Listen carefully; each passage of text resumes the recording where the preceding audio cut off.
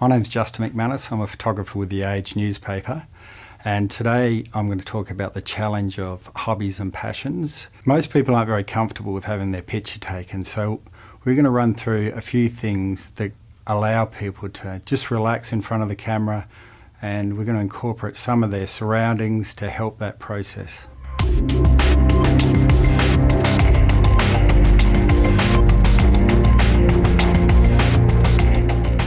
So with portraiture photography, there's sort of two styles. There's a fashion style where you're photographing a model, and it's usually in a location that's out of context with what they're doing. And the other one is natural environment, environmental portrait. And this is a style that we often use at The Age. It's probably, 50% or more of what we do.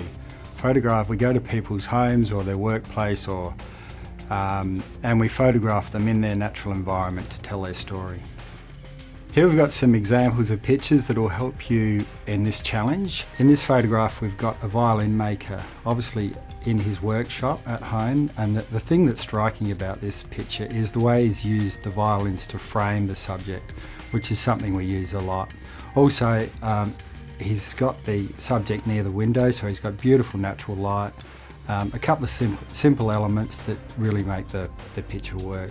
In this picture we've got three winemakers, and the photographer has obviously struck up a very good rapport with these people. He's got them to strip off and get in the vat of wine. So it adds a bit of humour to the picture, and obviously it's got, again it's in the cellar. We've got beautiful sort of vats in the background, and obviously they're submerged in grapes. When I'm doing environmental portraits, I quite often restrict the amount of colours in a picture to 2 or 3, and that's what I like about this picture. We've just got yellow and orange and the subject. It's simple composition, and it's simple colour composition as well, which I find very effective to produce a striking picture.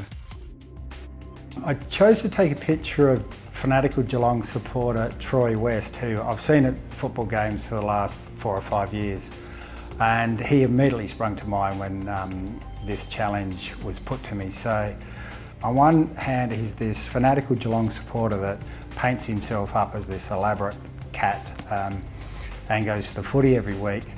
But Troy's other business is he runs the Ravenswood Homestead, which is a Georgian-era homestead near Bendigo in Victoria, in rural Victoria. When I discovered Troy had this amazing sort of duality in his lifestyle, I immediately thought of a before shot and an after shot, and what sprung to mind was a sort of formal portrait from, say, the era of the household. For the formal portrait, I wanted to shoot around about 50mm. So I used my 24-70 lens at about 50mm, just to give it that classic format.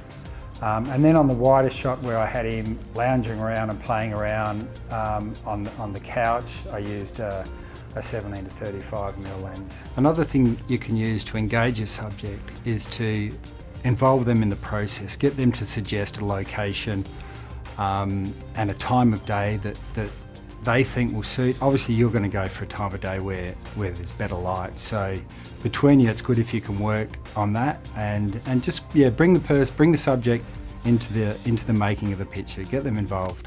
What I find happens a lot with me is when you look down at the camera just to check an exposure, you'll look back at the subject and they'll be doing something far more natural, or they might be laughing, or there might be just an emotion on their face or an expression on their face that absolutely tells the story.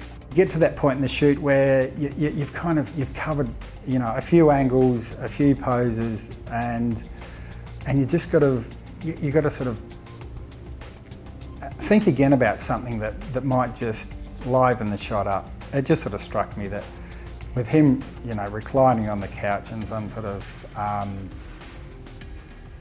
I don't know, la-di-da manner, it would be kind of fitting if he just sort of kicked a leg up and just had a bit of fun with the shoot. The thing I enjoy most about portrait photography is the actual person, the subject, and that was evident today with Troy. He's obviously an extrovert. Someone that dresses up like this and goes to the footy's got to be a bit out there. When you maybe can think that you can stereotype a particular person, and especially a football supporter. Then you meet someone like the Troy that just completely smashes the mould, and you've got this, you know, way out character that lives this life as a sort of, not so much the Lord of the Manor, but something along those lines.